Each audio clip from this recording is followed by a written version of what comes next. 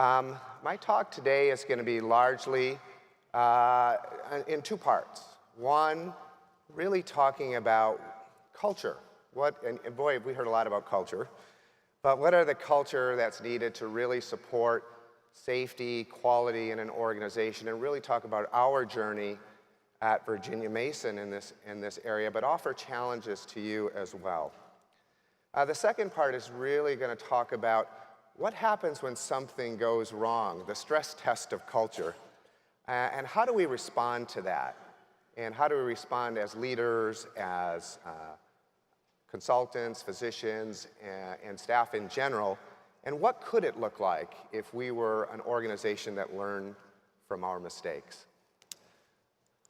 So a little bit about me. I'm Henry Otero. I'm a medical oncologist by my training. I've been at Virginia Mason in Seattle for the last 17 years. I've been working and applying this process of lean, adopted from Toyota, for that 17-year period of time, and have a lot of learnings and expertise in leading an oncology team and an oncology division in that area. In the last 10 years, though, I've been working also as a sensei and helping other organizations go on a cultural transformation using an improvement in management system to really accomplish goals of patient-first care, safe care, high-quality care in that direction. And that's been a really wonderful learning experience for me and for the people that have inspired me, and I hope I inspire them that I've worked with all across Europe and the United States. I have no disclosures to declare here today. So our objectives, I am joined by two great speakers, Anita and Heidi, who are going to talk about their experience at Sealand Hospital. And we're really hoping that through our talks we can get a little bit better about what are the elements of culture that are needed to create a sustainable improvement culture, the importance of having shared vision, and what does that mean, and how a concept of stopping when we encounter a problem, stop and fix, can really help engage people and drive improvement. But what are the necessary cultural elements that need to make there to make something like Stop the Line work? And we're going to hear some really great stories and experiences about those. So if Virginia Mason Medical Center, I don't know if anybody, have you been to Seattle? Anybody been to Seattle? A lot of people have been to Seattle. Well, I welcome you to come back and visit us at Virginia Mason. We are located right in the little area of downtown. We have a second hospital that's just joined us. It's actually on the other side of the mountains. It's called Virginia Mason Memorial Hospital. We're about over 1,000 physicians between the two of us, and almost 8,000 employees. But wherever you go, and whether it's one hospital or another hospital, there's an expectation of leaders. And that expectation of leaders is that they will actually know our improvement method. Our improvement method is adopted from the Toyota method of improvement. And they will use that improvement method in the way they lead and manage their work. Nobody escapes. Finance, central supply, patient care, physicians, nurses, this is the way we do things at Virginia Mason Medical Center. The Virginia Mason Institute, where I work primarily now, is part of that, and our mission currently is to really help spread an idea of this improvement work and help coach and guide people in leadership and management that supports this type of work. If you come to Virginia Mason, you will see this, and it is everywhere. And this is our strategic plan or strategic framework. We started our journey in changing our organization back in 2001. And what we felt was really critical was having a clear vision of who we wanted to be and why we existed. And as you can see in this pyramid, we are about the patient. And if I would say, many people think we're very innovative because of our adoption of Toyota improvement. The biggest innovation at Virginia Mason has been putting the patient at the top of everything we do. That's changed us, and that's really caused us to think differently and transform our culture. We have a mission to be the quality leader in healthcare all throughout, not just in the US, but throughout the world. And we have key areas that we work on that we have goals. Those are our strategies in quality, people, service, and innovation. And the way, the how to what we do, or the how we accomplish our goals, is through our application of our improvement and management system called the Virginia Mason Production System, modeled after the Toyota production system. We had to start out with what does quality mean at Virginia Mason? And so after lots of thinking, we've been focused on quality for a long time. This is kind of an equation that we do to think about quality. Some of the key elements when we look at any service line or delivery of care that we feel we should be paying attention to. And they include both kind of things that are well known, but things are also about the patient. Quality is a function of appropriateness. Did we give the right care to the patient, and did the patient need that care? Outcomes plus service, what's the service level the patients experience? And here's the real key for us, divided by waste. How well and efficiently did we deliver that service? We used to have a dollar sign where that W is, and we changed it. It used to be costs. But we changed it to waste because we know the focus on money sometimes leads us in funny directions. We start to maybe staffing because that saves us money, but it doesn't necessarily improve our quality. But when we cut out the waste of our work or the waste of the experience for the patient, we feel that that's always an improvement in quality, and it ties well into our method of improvement, which is to rigorously remove waste from the processes by which we deliver care. I was here on Thursday, and how many were here about fixed versus growth mindsets? Okay, here's the growth mindset versus the fixed mindset. In 2002, we decided we would adopt the Toyota production system improvement model to healthcare. That's a growth mindset question right there. How do you do that? Because the first thing we heard was people are not cars. You cannot apply this methodology. But if you're willing and you see that manufacturing is a set of complex processes, healthcare is a set of complex processes, if things go wrong, bad things happen, even in production of vehicles. If bad things happen, if things go wrong, bad things can happen in healthcare as well. So we went on this kind of leap boldly into jumping in as adopting the Toyota production system, tools and methods of improvement. Tools and methods get you excited, but it's the reason you use them, the philosophies of Toyota, that really was what inspired us to go on this journey. And here are some of the philosophies. The patient is always first. At Toyota, it's the customer is always first. But this really, our customer is our patient, and we wanted to be really focused on that.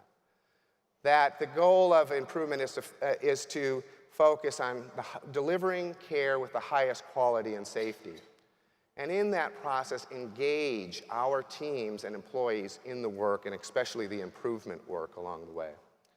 To strive for the highest satisfaction, both of our patients, but also for our staff that work in our environments, and to maintain ourselves successfully along the way. The picture here you see is the first picture, or the first visit for our leadership team, our executive leadership team, to Japan. And to get people inspired, we still take executive leaders to Japan to see something different. I'm actually going on my third trip here in June with a bunch of leaders from Virginia Mason that are new to the organization to get them inspired. And there is Gary Kaplan, our CEO, our Chief Medical Officer, Andrew Jacobs, and our Chief of Radiology, wearing hats, working on the Hitachi air conditioning line, studying how air conditioners are being built with the idea of improving. And what does that have to do with healthcare? And the answer is everything. Because it's teaching leaders to go see study the process, ask why, and when you're in a foreign country and you cannot speak, you have to be very respectful to the people that you're watching and trying to help along the way. One of the visions, and I would say leaders have to believe in two things at Virginia Mason. One, that the patient is first, and the second is that zero defects in healthcare is possible. We may not be achieving it, but that's what we strive for. Because what else can you say? This is, if at Virginia Mason, if we did it right 99.9% of the time, that sounds great, you know? That might be the bar in some areas of healthcare. But this is still the error rates we would be seeing. 15 defective surgeries, 17 defective transfusions in a year, 1,000 defective medication deliveries. Would this be acceptable to you? Would this be acceptable to our patients?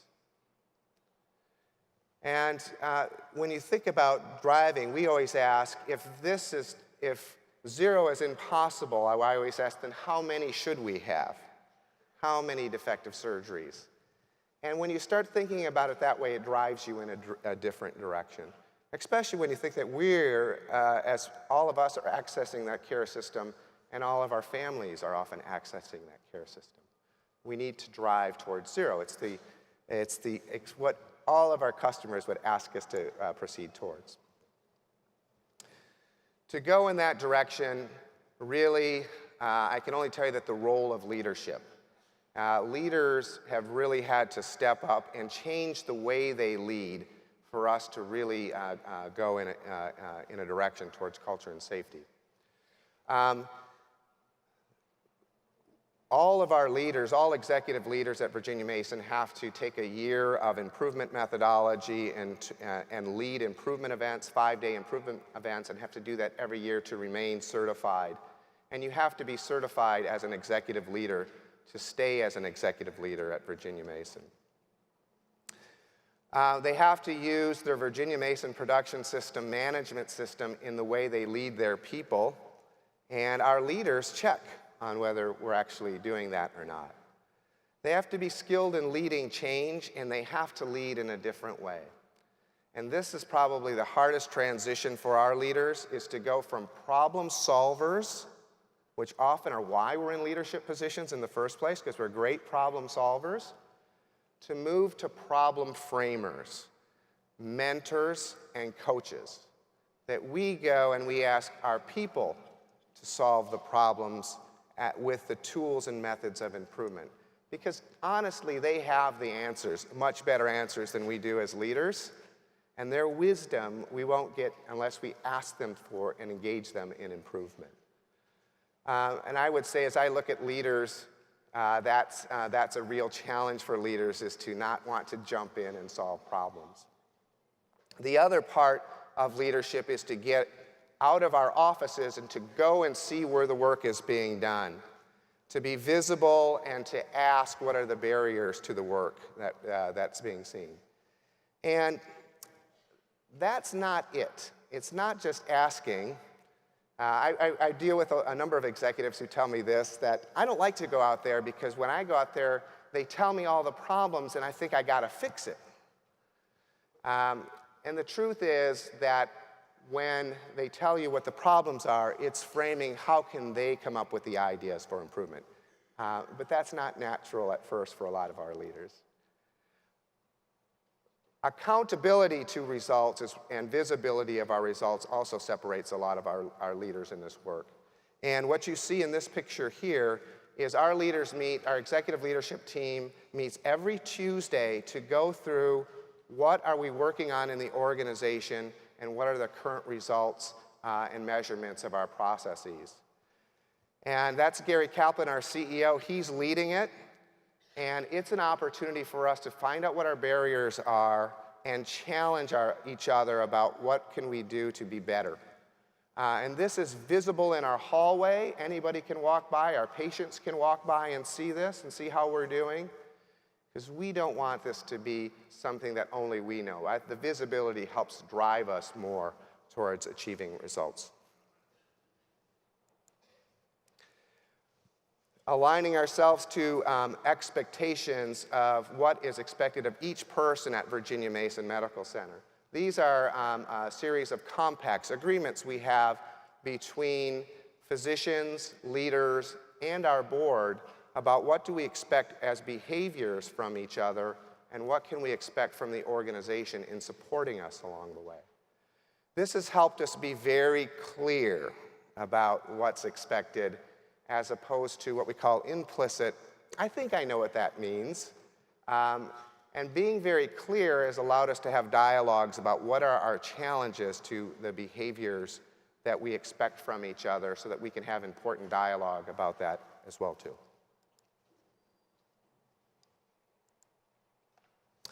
We have a compact also for our staff, and we call this compact Respect for People.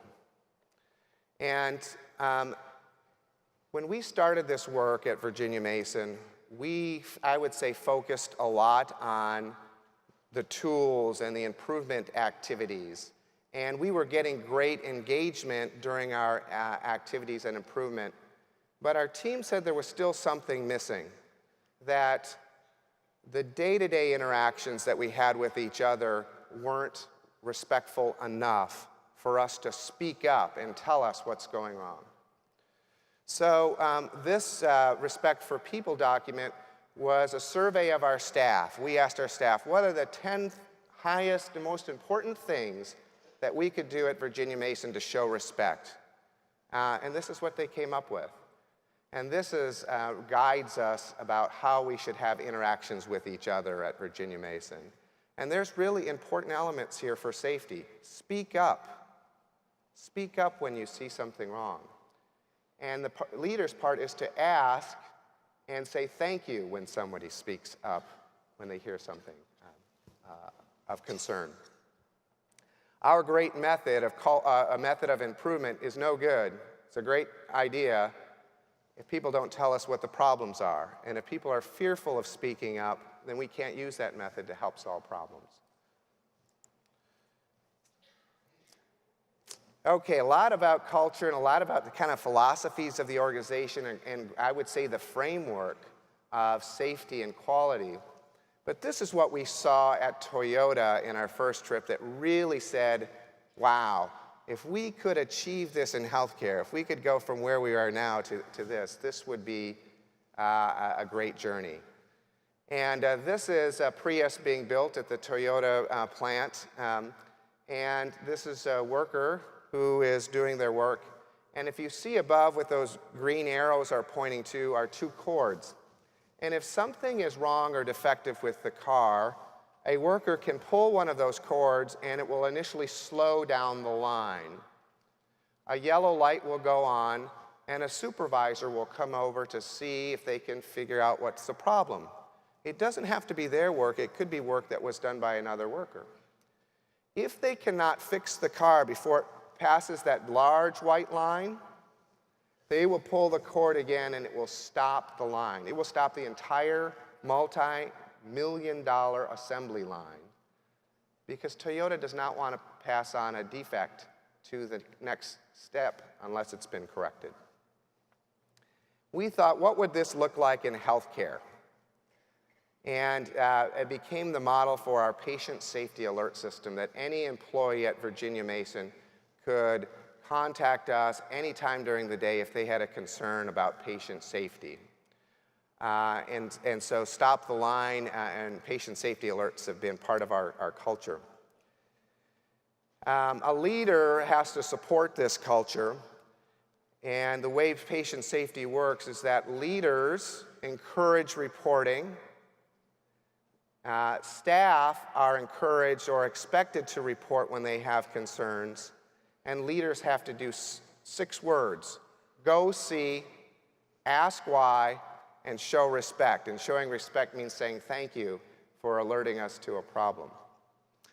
Our board also gets involved with patient safety alerts when there are serious events to make sure that we've done enough where they feel it's safe, the process is safe for patients to re-enter. This is for our more severe patient safety alerts, which I'll talk about in just a minute.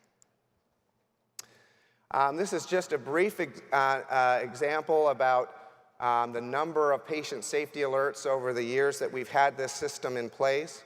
We have roughly around 900 a month currently, and they continue to increase, although they've plateaued in the last couple of years. The blue line is the number of claims in the organization that have been filed for reimbursement. As you can see, the more we report, the less claims we have. And we think this is about getting to problems earlier, and also our transparency with our patients about harm that's being done. I'd like to pause and give you an example of how this system actually plays out when there are things that don't go as we expect. In 2007, we started a program at Virginia Mason of complex spine surgery to really help patients like this, who've had severe scoliosis or kyphosis and are significantly debilitated in their lives. And we have the ability now through spinal surgery and hardware and skilled surgeons to reconstruct the Eiffel Tower and build this structural support and change lives, as you can see in the pictures there. And we started this program in 2007, and through 2009 we did 86 cases, and we had a pretty good result with those cases. Lower morbidity than had been published in the current literature. It was a growing referral base for us at Virginia Mason, and people were very excited to do this work. Surgeons that were doing this, the neurosurgeons, actually came from an institution that we partnered with but weren't part of Virginia Mason. In December of 2009, something bad happened. In the same week, a patient suffered a massive stroke within the operating room during the procedure. A second patient later that week died in the operating room because of a massive bleeding episode. And after the second event, the chief of anesthesiology and the vice president of surgery, the chief of anesthesiology was there, called patient safety alerts and stopped the line. They felt that we could not ensure the patient's safety based on what they were hearing and what they saw in this operating room.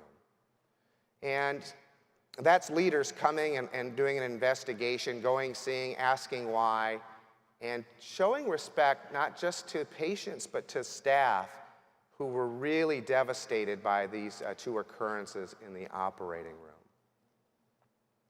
So where do you go from here? Where do you go for improvement? And at Virginia Mason is you go to the people who do the work. And so the first was really talking to the neurosurgeons, and they were very fearful that we're going to stop this and you're going to get rid of us. And the spirit was, no, we're going to stop this and we're going to figure out what's wrong so we can make a better process for our patients. So here's what they heard. We can't tell when they come in whether the patient's a complex spine patient or not, and then we need different types of equipment and different types of monitoring for complex patients, and it's not clear who they are.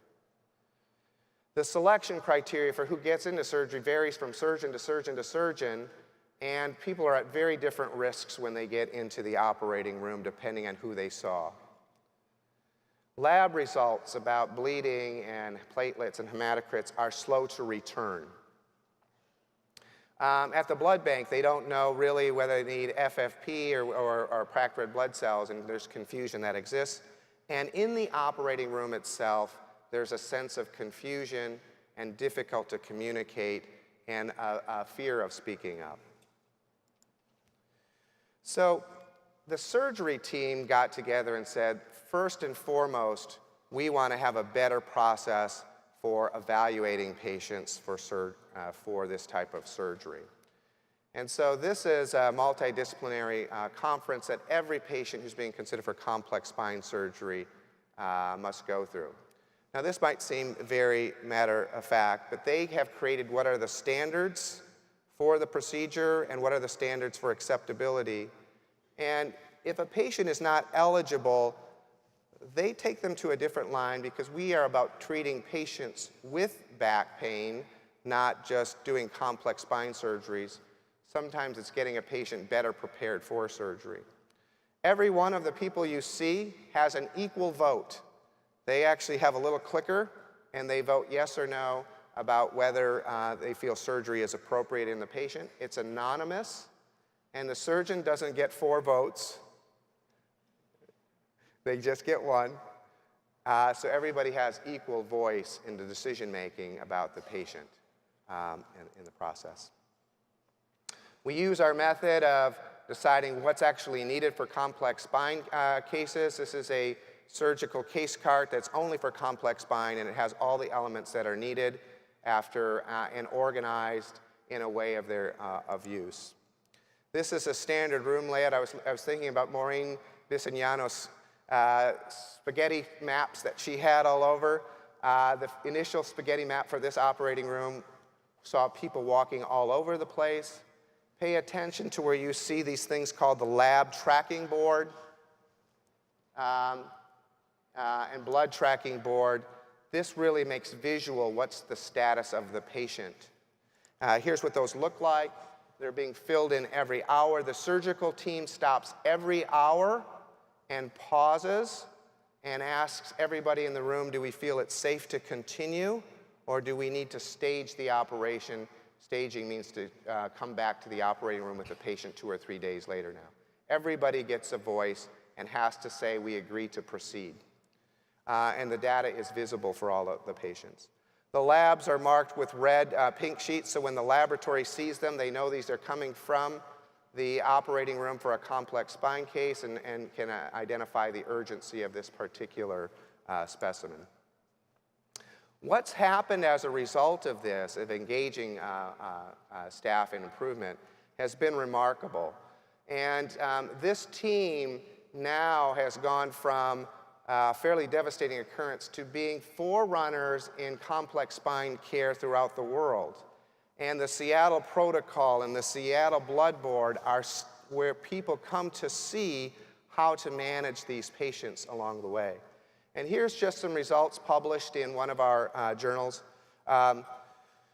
Complication rates from patients who had no protocol to being on the protocol, 16%, decreases in return to the operating room, less complications of DVT, PE, and UTI. And these are meaningful results.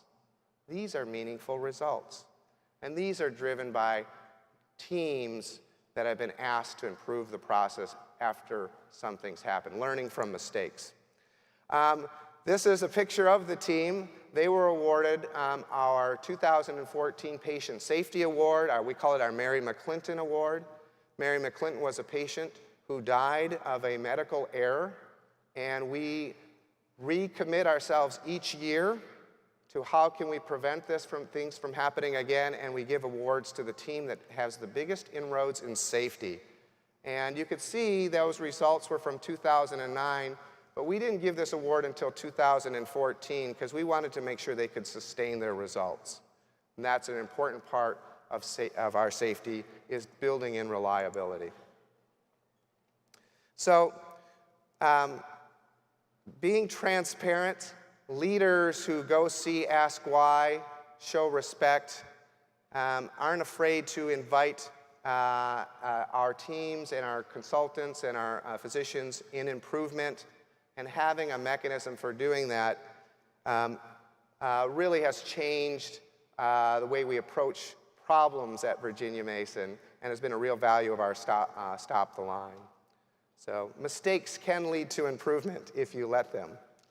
And finally, this is what I will leave you with, is the elements of transforming healthcare. This is kind of our bubble, having an improvement method, and we think one improvement method that everyone learns and can apply to the problems in their organization.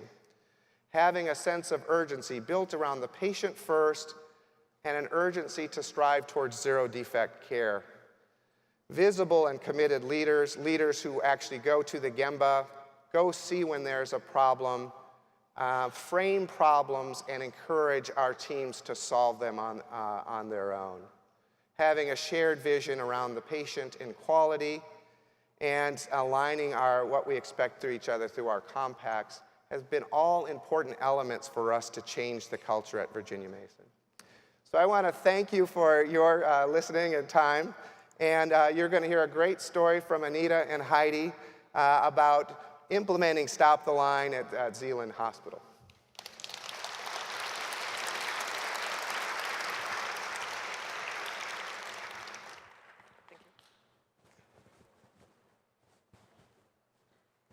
Thank you, Henry. It's an honor to be here today. My name is Anita Pederson. I'm risk manager at Sealand University Hospital in Denmark. Implementing Stop the Line arises from the strategy work. It's all about the patient at Sealand University Hospital, and we have no competing interests. We have the following agenda. I will give you a short introduction to Sealand University Hospital. I will tell you about our strategy, mission, and vision. And I will also share with you how we have been working with implementing the policy, Stop the Line. And we have made a questionnaire among 2,000 of our employees. And I will share the results with you from this examination. And then Heidi will share the experiences from our Department of Pathology, which is the department at our hospital who has had the greatest success with implementing the policy Stop the Line. And at last, I will tell you where are we today. Sealand University Hospital, we are mainly at 2 locations, Køge and Roskilde, but we also have departments at a lot of the other hospitals in the region. We have 4,500 employees. We have 23 departments, 500,000 outpatient visits, and approximately 700 beds. We are characterized with having high productivity and good quality. Our strategy, mission, and vision. Our strategy is all about the patient. And our mission is the patient, and our vision is supreme quality. Our strategy consists of 6 elements. The patient is our partner. We are in this together. We have supreme quality. We insist on the best. We are professional, and we have a good judgment. We know how to do it. We have clear communication. We listen and explain for our patients. Partnerships and internationalization. We work as a team. And we have streamlined processes. We work smart. And what is our background for implementing the policy Stop the Line? We were inspired by Virginia Mason Institute and their work. And Sealand University Hospital is also responsible for delivering patient care of high professional quality and where the patient safety has the highest priority. And to gain that high standard, it's necessary that our staff reacts and acts when there is a risk for the patient safety. An open and team-based patient safety culture is necessary, so the staff reacts in situations where the patient safety is threatened. What was our purpose with implementing the policy Stop the Line?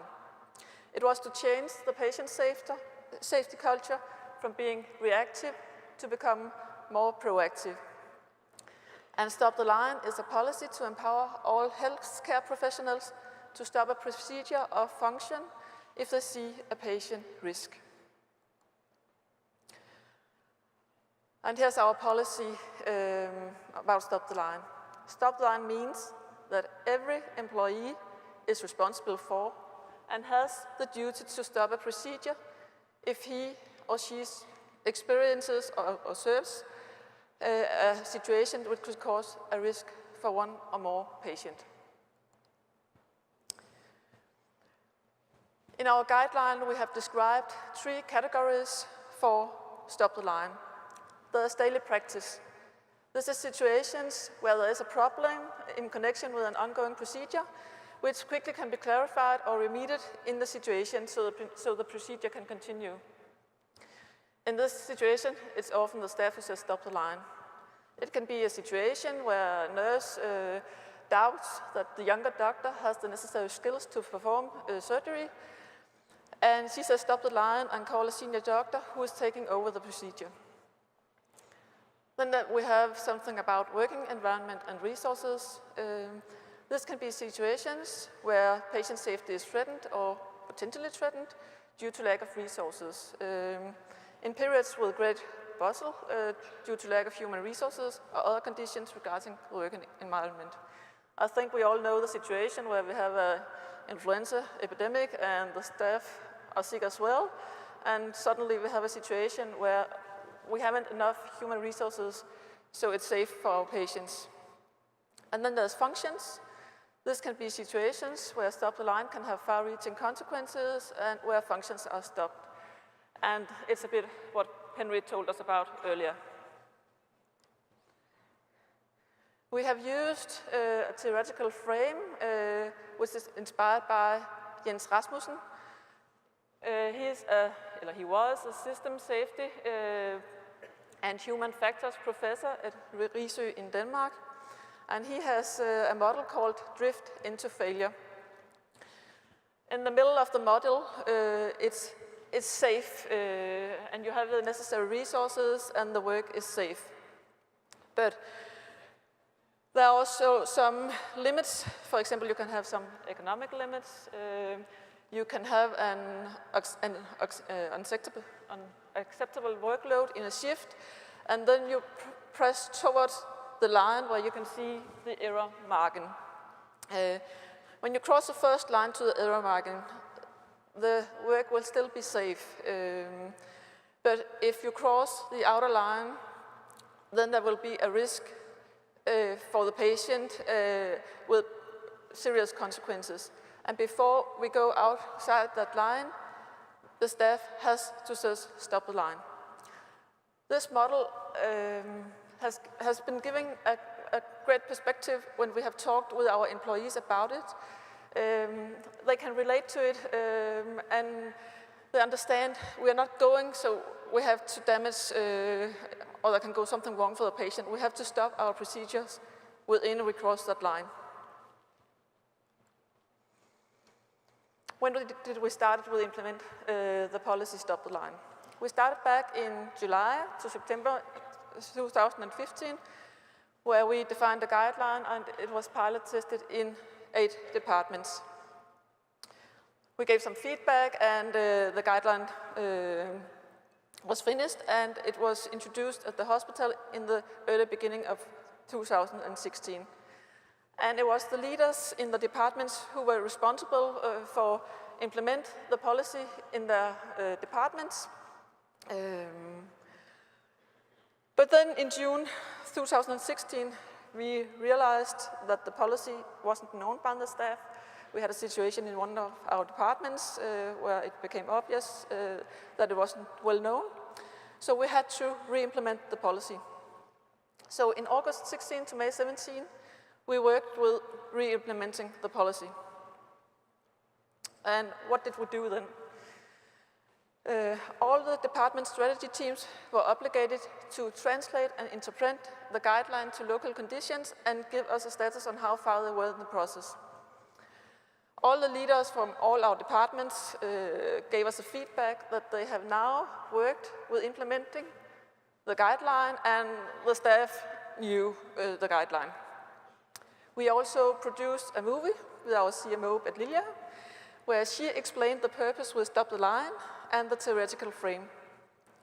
We also produced a learning catalog with cases and examples that could be used in the departments, because some of the reactions from the staff was that it was difficult. When are we going to say stop the line? And how are we going to say it to each other? There were a lot of questions about it. Then we decided, we have got the feedback from all the leaders in all the department, and they said, our staff now knows the guideline. To see if that was right, we decided to distribute an anonymous questionnaire to 2,000 employees to examine, is this right? Are we where we think we are? We hoped we were. But I will now share with you, we are not so great at all. We asked, do you know the policy stop the line? And 57% of our staff said they knew the policy. And maybe it's okay. We have only worked with this since 2015.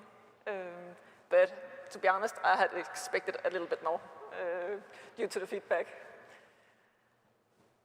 Then we asked, have you said stop the line?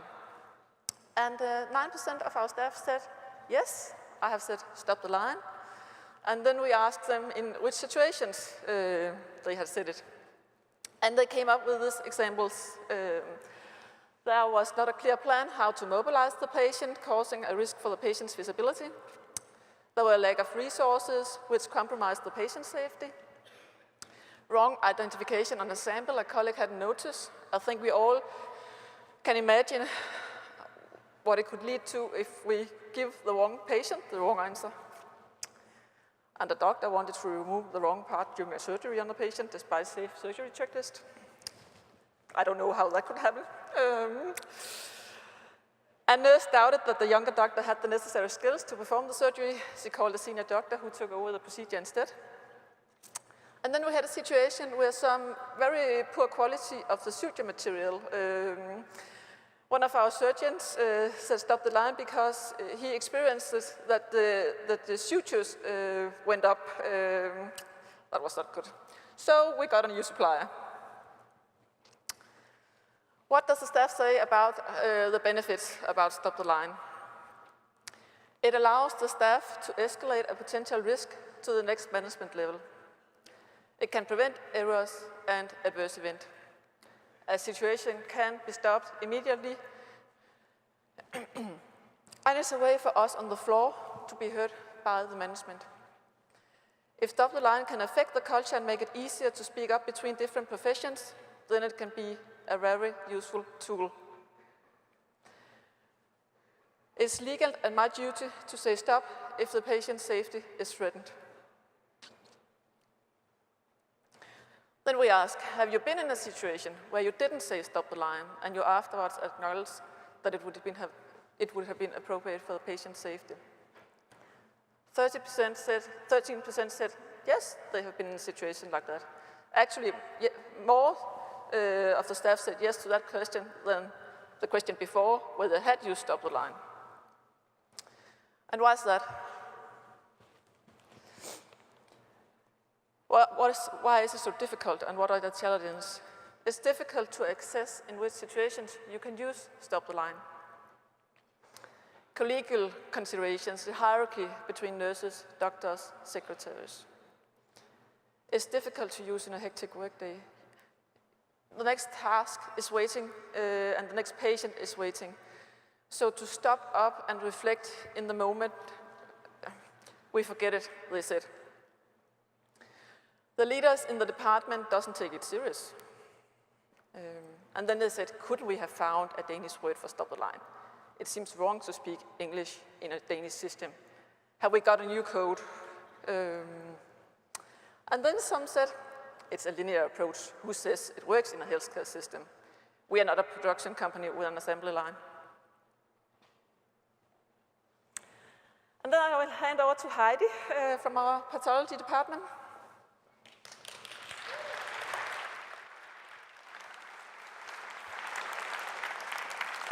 Thank you, Anita. Hello, everybody. It's very nice to be here, not scary at all in this big hall. I want to share with you our experiences in the Department of Pathology, how we've been working with Stop the Line, and it's from a practical point of view, and also a little bit about how did the staff receive this new policy. In Department of Pathology, we are 153 employees, and we are divided in 3 different locations, which means also 3 different cultures, actually. We are a paraclinical department, so we are a little different from clinical departments. We don't have the patient right next to us. But regarding patient safety and Stop the Line, I believe that the errors and mistakes, they can be just as fatal in our department as in every other department in the hospital. In 2015, the hospital management, they introduced Stop the Line, and we participated in the pilot testing together with 7 other departments. We introduced it to the staff during a staff meeting, told them about Stop the Line and how to use it. And then they had for the next 3 weeks to fill out a form if they experienced Stop the Line. And the feedback we got after these 3 weeks of testing Stop the Line was that it was a little bit difficult for the employees to decide whether it was Stop the Line or it was an adverse event, and what was the difference between the two. They were also concerned about documentation in the future. Did they need to document every time they experience Stop the Line? We also document, report adverse events and a lot of other tasks. So we gave the feedback to the hospital management during the evaluation. And then afterwards, the management decided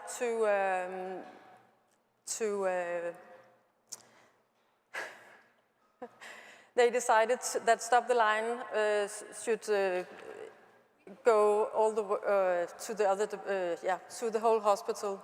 Should it be implemented? So we started again in 2016. We started up with an anonymous questionnaire for the department for the employees to answer. Here you have some of the results from the questionnaire. Approximately 55% of the staff answered the questionnaire. And as you can see, do you know the policy Stop the Line? Most of the staff knows the policy. It's, the figures are divided in our 3 divisions. And then they were asked, does it make sense to use Stop the Line? Most of the staff said, yes, this makes sense. But also some of them said, no, this doesn't make sense. So and if they answered no, they had to explain why. And most of these employees said that it was because they already used the concept. It was not a new thing for them. The staff was also asked to come up with examples when they have used Stop the Line. And here I have listed some of the common answers. Patient identification is crucial, of course, and in our department where we don't have the patient, we only have a sample and a social security number. It's so important that we check this again and again, and Stop the Line was then used in some of these examples. Some employees also could suspect that 2 samples have been switched. And then, of course, they had to speak up to their colleague. Interruptions is also a big issue when you are a big department, a lot of people working in small areas, and stop the line was used here too. And then when a procedure is about to go wrong, some of the employees experience that they had to speak up to their colleagues. And finally, in the questionnaire, they were also asked, do you see challenges using Stop the Line? And as you can see at the figures, a lot of the employees thought, yes, we see some challenges using this concept. The results from the questionnaire, they were presented at a staff meeting because we wanted the staff to get involved in how do we want to use this concept in our department and maybe make it more present for the individual. And the concept was discussed. There was, of course, obvious benefits that we could reduce errors, but also we had some issues that we needed to discuss. There were the registration part, as I told you before. So we decided in community that we didn't need to register every time they experienced Stop the Line. Stop the Line also goes before an adverse event, and if it becomes an adverse event, you have to fill out a form. Then there was the expression, and I think we are very proud Danes and like Danish expressions. So this English phrase, some of the employees thought it sounded a little silly, and they were not going to use it. So we discussed it a lot and decided that it was okay to use the concept without saying the exact words. But some of the employees also pointed that if it's difficult in a situation to speak up in front of a colleague, you can also use the words, and then it gives you authority to say stop. And then we also agreed that we use the concept already. Good laboratory practice is also to stop off if you see something is about to go wrong and you check the patient ID and so on. But now we have a common expression for this. Here I've listed some of the benefits and challenges that we see in our department. The benefits could be that it reduces errors and adverse events. It also gives authority to stop a procedure or speak up in front of a colleague, maybe with a higher rank than you. It can be very confronting for some of us. And it also gives us a common expression. And the challenges, it can be unpleasant to stop a colleague in a procedure. I think there's been discussed a lot these last few days, our behavior and how we give each other feedback and so on. And I think it's part of the reason that these challenges comes up. And then there's the expression, should we have found a Danish expression instead? And then, of course, there's always some resistance towards new procedures. So, of course, there's also resistance against this new policy.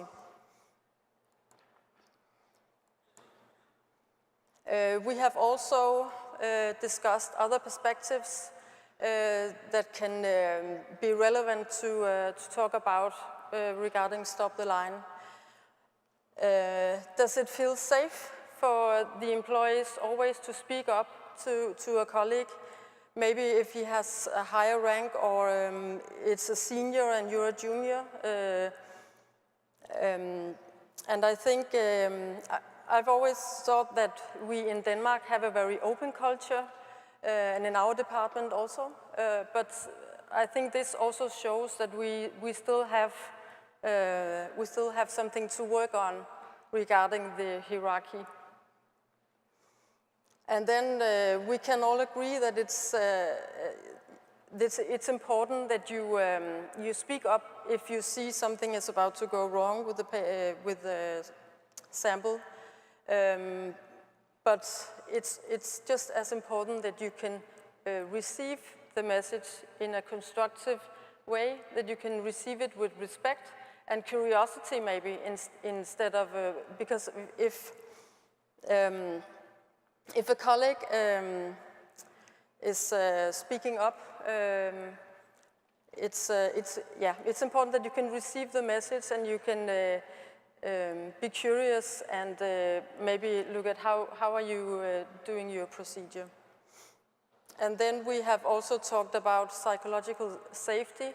It's very important that you feel safe in your environment, in your team. So it's no problem to speak up if you have concerns or if you have questions or anything you want to discuss. For the last 2 years, we have been working with this concept, Stop the Line. It's been partly by making these questionnaires, follow-up questionnaires, and we have discussed the issues on staff meetings. And then last year we decided to do something different, so we made a campaign week, where 1 week we had a lot of focus on Stop the Line. And as you can see, we made some posters to remind our colleagues that they had to use Stop the Line. We also had lab meetings. It was drop-in meetings where you could discuss examples or issues regarding Stop the Line. It was very popular actually, and people were very engaged in these meetings. And then we had a lot of cake and candy. I don't know how it works in your departments all over, but in my department, it always works with sugar. So we had a lot of this. And now, after 2 years, we have Stop the Line is now a part of our introduction for new employees.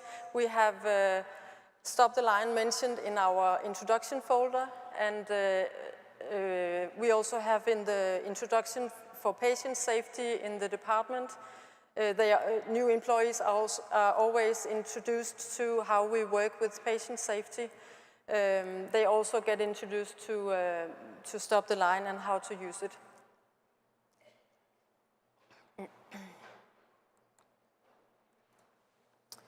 Yeah, I think that was my story about how we did in my department, and I think.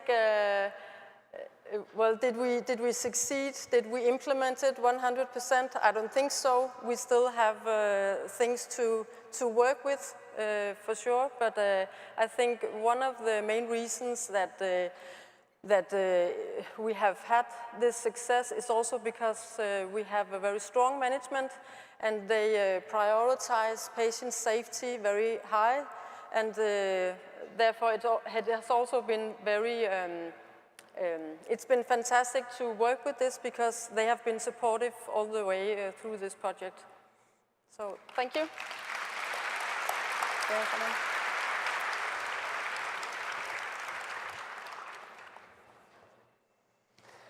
So at last, where are we today? We can see that changing a culture and mindset takes time, but we are making progress all the time. It's almost a year ago we made this questionnaire, and we can see when we talk to our staff and employees that the policy is well known. We can also see that the leaders from the departments are using Stop the Line to the hospital management when there are lack of resources, and that leads to dialogue and initiatives which prevent that patient safety is threatened. It actually works. We have also, as Heidi told, made it as a part of our general introduction to the hospital when new employees start every month. And then we have planned the next phase. Together with our patient board, we would like to test if the patients could use Stop the Line. we can see that our patients and relatives are using the adverse event system to report when they are not satisfied or happy about the treatment they're getting in our departments. And instead that they should feel it necessary to report an adverse event, we would like that we could have a dialogue before they feel it's necessary to report it.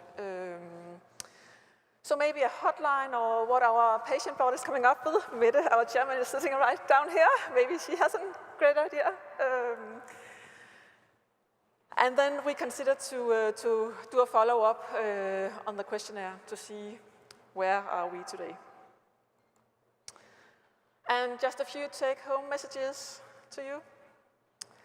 If you have an idea that you want to implement Stop the Line in your hospital, make sure the policy and concept is well integrated in the management. That's very important. Use an expression that makes sense for the employees. And we have talked a lot about that. And Stop the Line is common sense. Let the concept stay down to earth and accept that changing a culture takes time. Thank you to all of you for listening to us.